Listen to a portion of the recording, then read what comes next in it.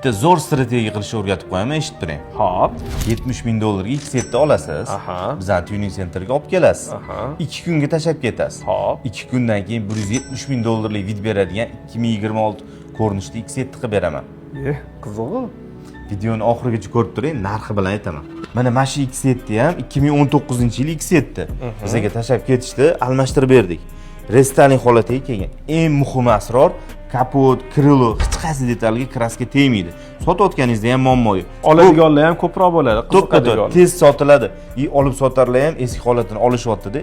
Bizda restoranga olib chiqib, yana foydasiga qo'shimchasi bilan sotishyapti. Asror orqada ko'p narsa o'zgarmaydi. Orqa fari almashadi.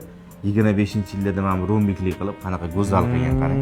Rosa chiroyli. Mana bu Black Piano mamtlar qop-qora bo'lib turishi boshqacha vid beradi. To'g'ri, bizda o'zimiz mashina night paket bo'lgani uchun taklif berganmiz egasiga qora qilib berdik, derskiy chiqdi. Mana chiroyli bo'libdi.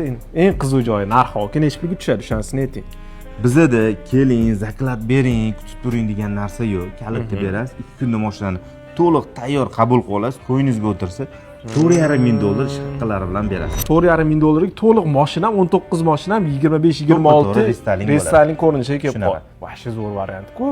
Nima deysizlar? Ideya sizlarga yoqqan bo'lsa, like bosing, 4,5 mingga lekin menimcha maza aka. 100 mingdan oshuv vidni beradi. Kommentariyada fikringizni qoldiringlar. Menga yoqdi ideya.